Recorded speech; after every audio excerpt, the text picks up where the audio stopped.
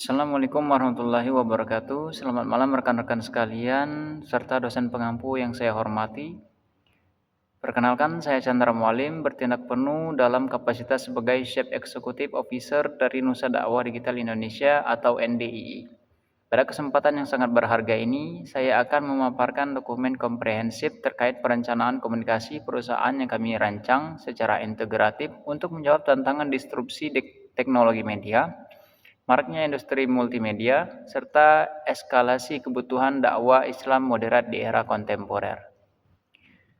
Oke, baik. Latar belakang berdirinya NDII tidak lepas dari fenomena paradoks komunikasi di Indonesia. Penetrasi media digital melonjak tajam, namun di sisi lain, ruang publik kita terus dicemari oleh komodifikasi informasi negatif, hoaks keagamaan, serta disinformasi yang memicu polarisasi sosial.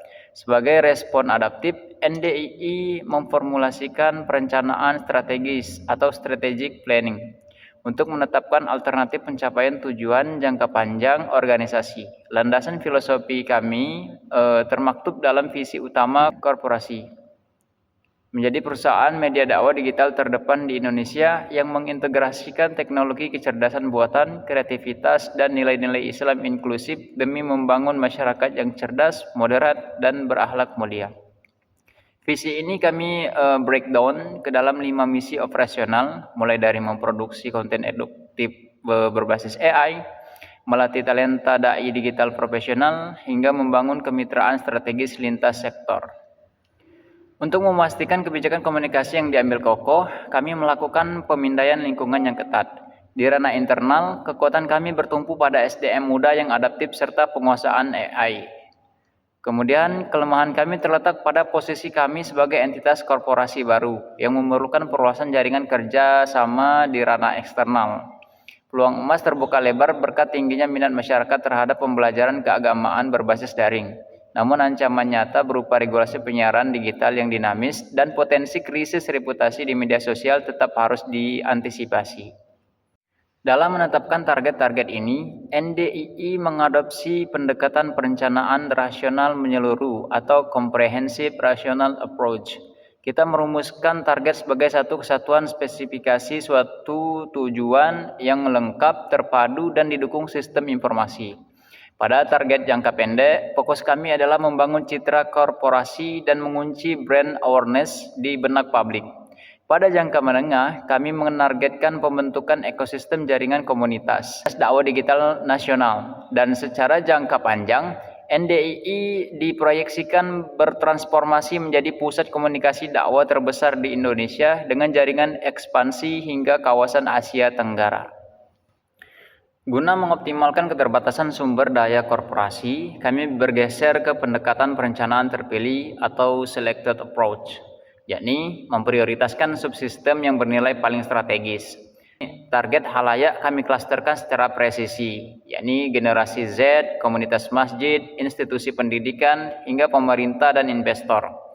Arsitektur strategi komunikasi kami bagi menjadi 2 dimensi taktis. Yang pertama adalah hardware communication atau perencanaan infrastruktur yang berfokus pada pengadaan fisik, optimalisasi studio produksi multimedia, performa website resmi, dan algoritma platform distribusi. Yang kedua adalah software communication atau perencanaan program yang menitik beratkan pada knowledge research, yakni peningkatan kompetensi talenta dai serta formulasi pesan dakwah yang inklusif. Di internal, arus informasi dikelola melalui kombinasi komunikasi vertikal, horizontal, dan diagonal demi menjaga koordinasi kerja. Rencana besar tidak akan bermakna tanpa adanya perencanaan operasional atau operational planning. Ini adalah cetak biru program aksi konkret kami. Pada fase awal, kami meluncurkan program NDII Go Digital, yakni produksi massal konten dakwah 1 menit, serta pelatihan dai digital. Memasuki fase menengah, korporasi memperkuat infrastruktur sosial melalui NDII Community Network atau NDII Academy. Pada fase puncak, inovasi teknologi tingkat tinggi diimplementasikan lewat peluncuran AI Dakwah Assistant serta penyelenggaraan dakwah Nusantara Digital Summit untuk mengukuhkan posisi kami di industri. Industri media digital bergerak sangat dinamis dan rentan terhadap badai informasi. Kami membagi resiko menjadi 2 klaster. Internal berupa miskomunikasi organisasi dan eksternal berupa serangan hoax serta krisis viralitas. NDII memitigasi hal ini secara ketat melalui implementasi sistem monitoring media digital, unit fact checking mandiri, dan penyusunan SOP komunikasi tertulis.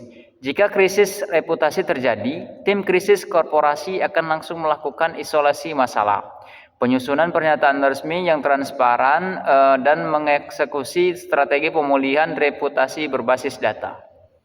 Dalam struktur NDII, fungsi public relation atau PR ditempatkan sebagai fungsi strategis jangkar reputasi korporasi. PR bertugas menjembatani kepentingan internal perusahaan dengan seluruh ekosistem stakeholder melalui program kerja terukur seperti media relation untuk menangkal sentimen negatif, community relation untuk merawat loyalitas akar rumput, serta stakeholder engagement.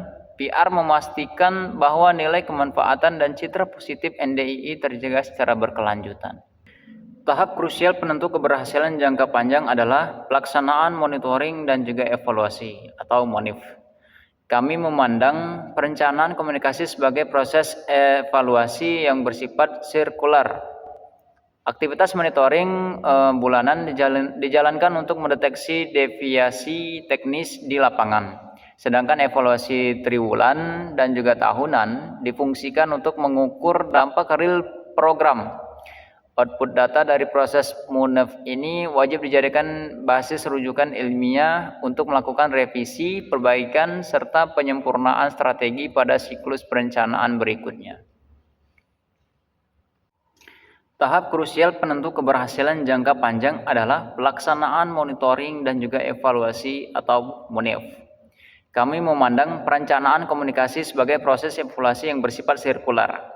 Aktivitas monitoring bulanan dijalankan untuk mendeteksi deviasi teknis di lapangan, sedangkan evaluasi triwulan dan juga tahunan difungsikan untuk mengukur dampak real program.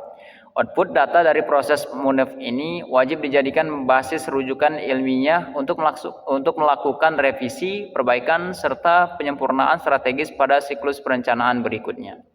Sebagai kesimpulan akhir, Nusa Dakwah Digital Indonesia telah bertransformasi dari sekedar gagasan menjadi entitas yang memiliki arsitektur perencanaan komunikasi yang jelas, terukur, dan berbasis teoritis akademis yang kuat.